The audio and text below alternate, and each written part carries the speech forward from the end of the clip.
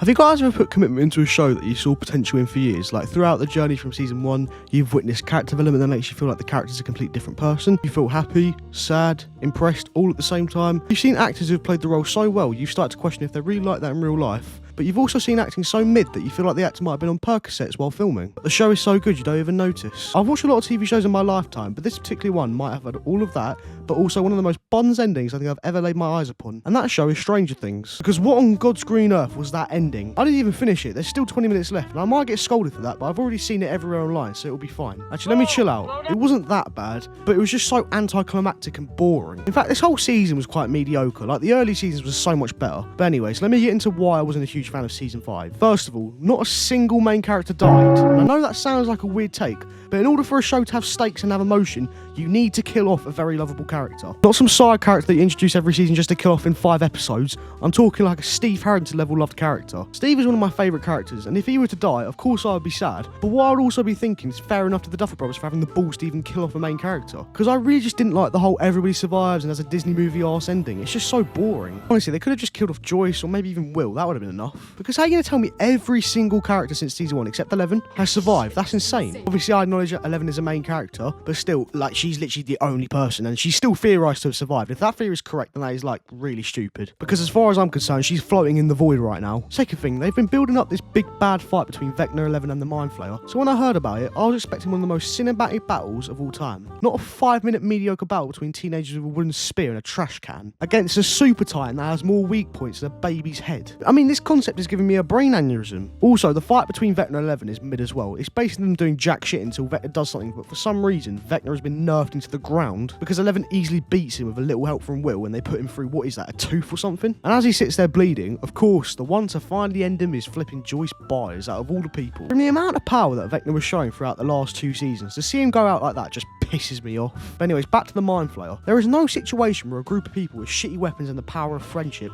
walk out without at least one casualty. Like, Nancy should have 100% got packed up there. But of course, she doesn't, because she has the most powerful thing in the whole of fiction, plot armor. On the bright side of that train wreck, though, they did save the kids from the most uncomfortable experience I think I've ever witnessed on television. I generally think unintentionally, Henry is the most nonsense guy ever. He goes to school, he talks to kids to bring them back to his house. Like, the Duffer Brothers must have done that on purpose. Third thing, why was there an hour's worth of epilogue? As I said before, I didn't finish it, and the reason is because when Vecna died, I was expecting him to either come back to life in some sort of way, or there to be the biggest plot twist in TV history. But of course, the writers of Stranger Things, being the specimens that they are, they make an hour's worth of showing absolute bullshit. But there are some parts that are good. I've seen online that Hopper and Joyce got married, so good for them. And then Max and Lucas seem to be doing amazing, which is nice to see, because I really like them together. Like, cool, I guess, but I really want to see that betrayal that the Duffer Brothers lied about. I just realised the Duffer Brothers might be the most compulsive liars ever. They lied about there being 6 deaths, because as I recall, I don't think anybody fucking died. Except Callie, the character that nobody cares about. And also the fact that there would be a betrayal, and the only people who betrayed us were the Duffer Brothers for lying twice. Fourth thing, why were Holly and Max having a podcast in the middle of the Upside Down? Because Max, if you had learned anything from last time,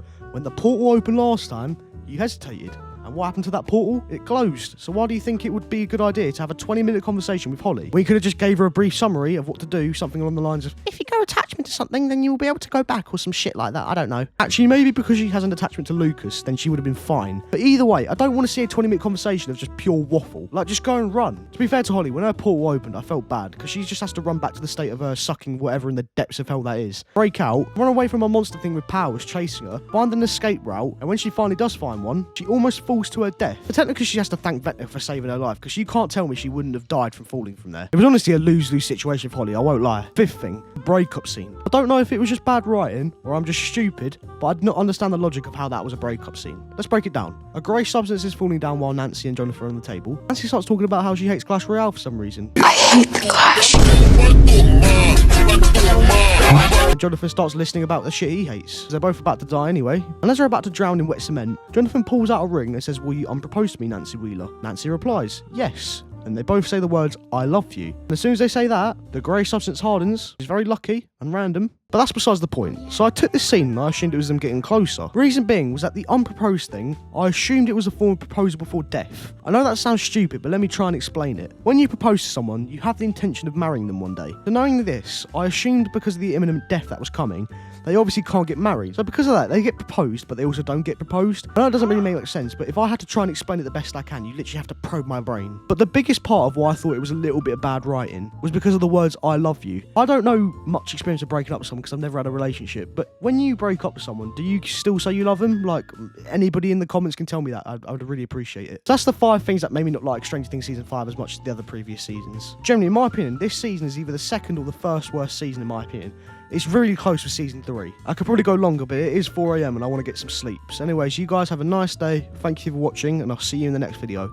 Bye-bye.